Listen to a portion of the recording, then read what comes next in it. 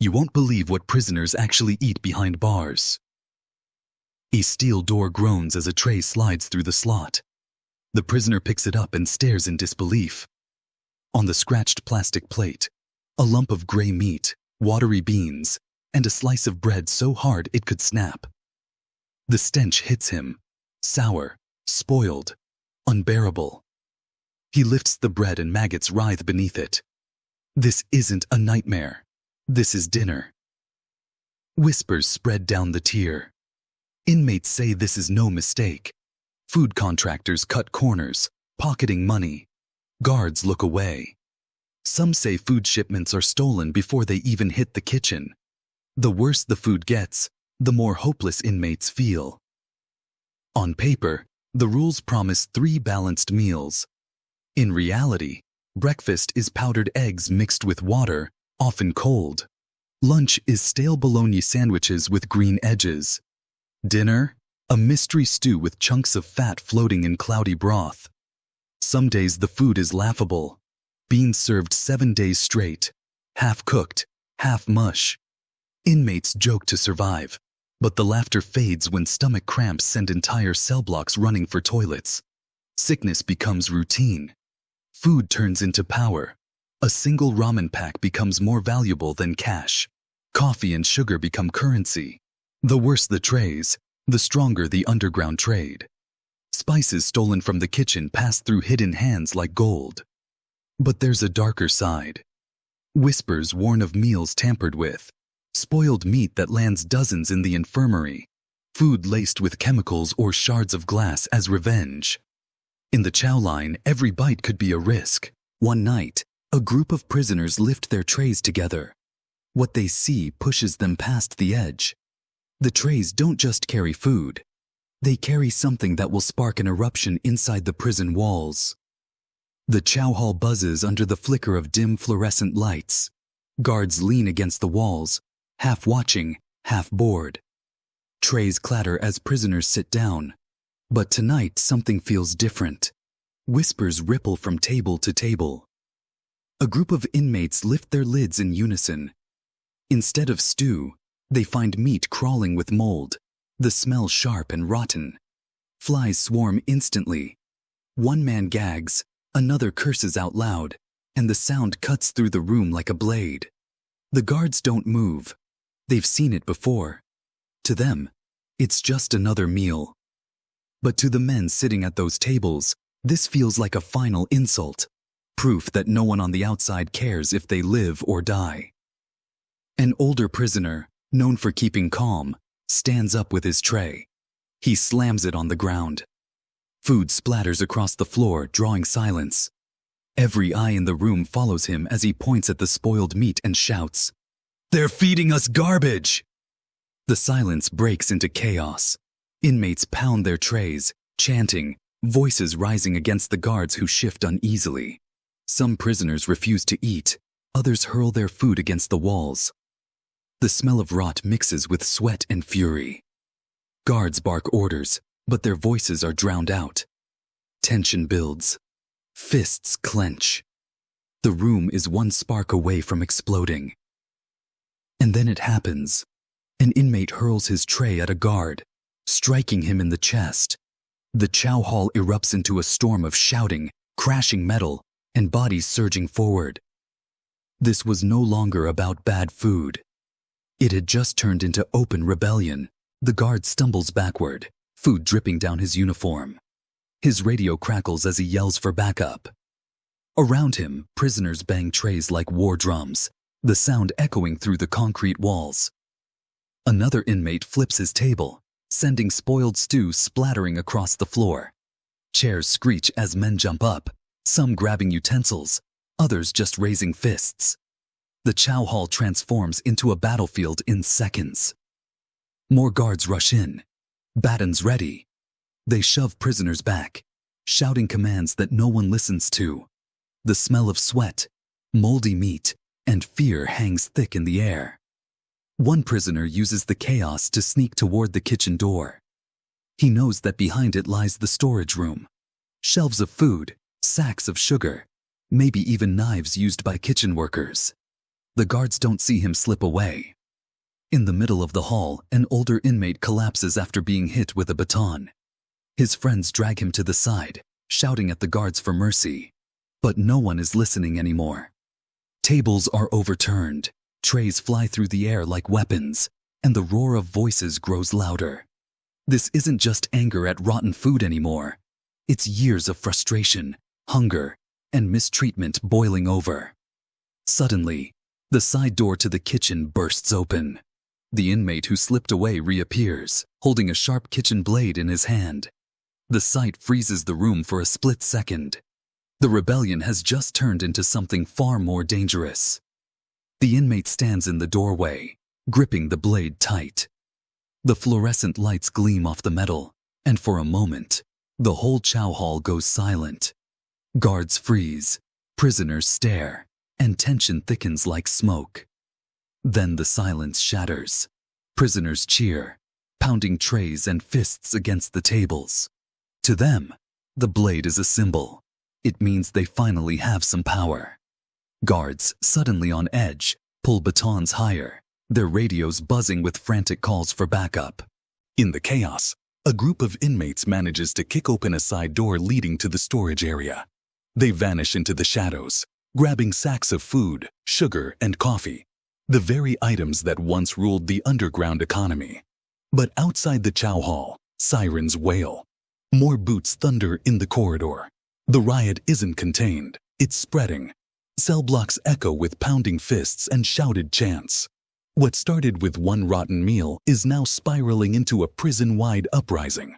The chow hall is a battlefield of smoke and chaos, but the noise carries down the corridors. In the cell blocks, prisoners bang on doors and shout through the bars, demanding to be let out. The rebellion has become contagious. A guard rushes to secure one of the side gates, but he's too late. A group of inmates who escaped the chow hall storm into the block, waving stolen food and makeshift weapons. Others reach through their bars, begging to be freed.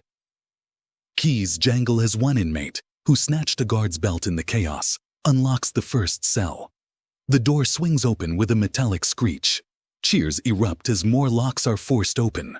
The block begins to flood with prisoners. The alarm bell blares. Red lights flash across the ceiling. Guards scramble, shouting into radios, but they're outnumbered. From above, officers in a control booth look down, but the sight below is overwhelming. Hundreds of prisoners surging like a tide. Inside the crowd, some men raise stolen trays of food high in the air, mocking the system.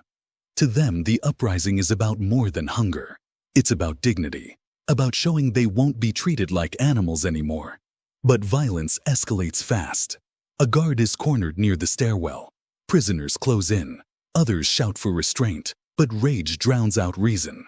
Fists fly, batons swing, and the stairwell becomes a brutal struggle. Then, with a thunderous boom, another set of steel doors bursts open.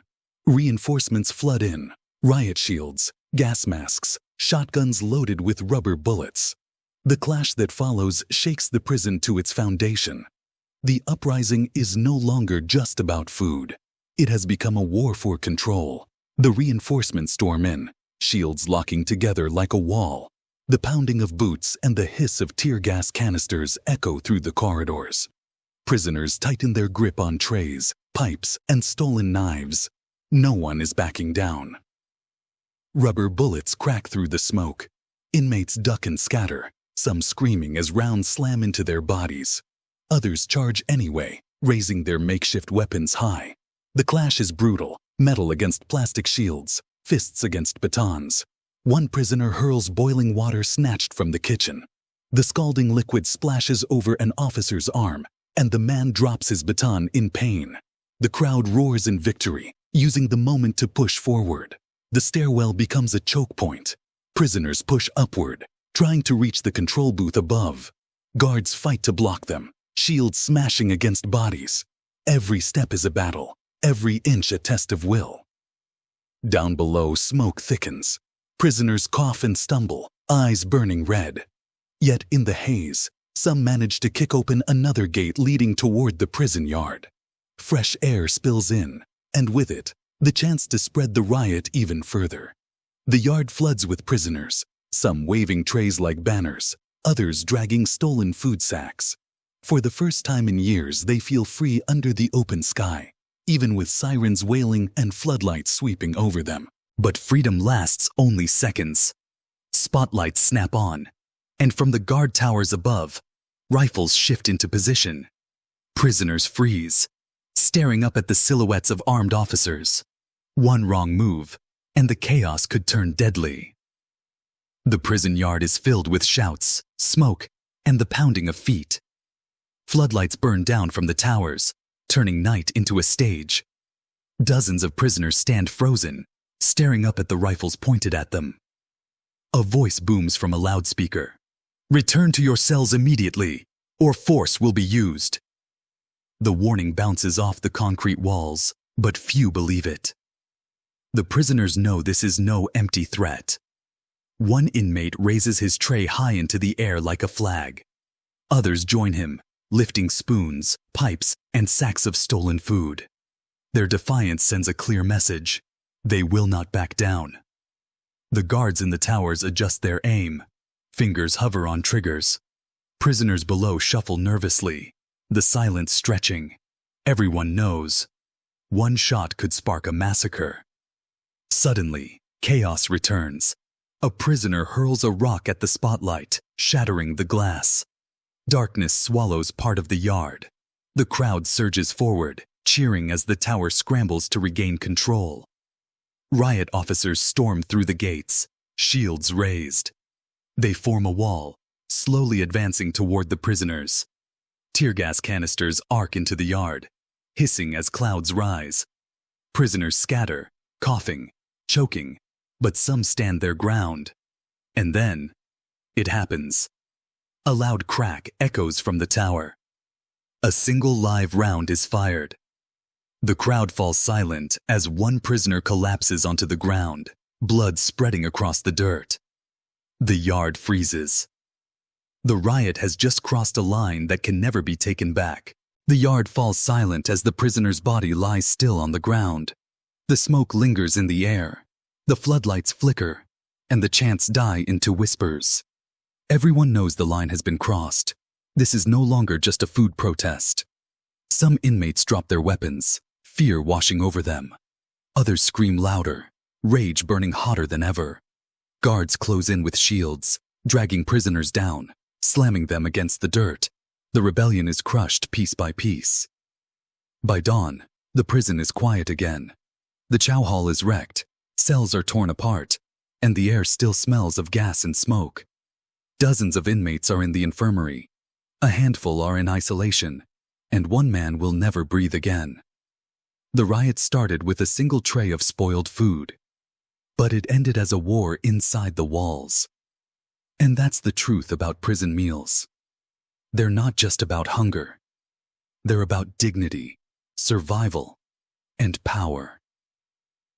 Every day, behind bars, inmates are handed food that many wouldn't feed to animals. Some endure it, some use it to trade, to survive, and some, like the men in this story, snap, because survival isn't just about what you eat, it's about how you're treated. The system calls it corrections, but in moments like this, it feels more like punishment stacked on punishment. And the haunting question remains, if one bad meal can spark a riot this explosive, how many more are waiting to happen? So now I ask you, was this riot an act of desperation, or was it the only way prisoners could make their voices heard? Drop your thoughts in the comments below. And if you found this story eye-opening, don't forget to like, share, and subscribe, because the next story might reveal an even darker truth behind these walls.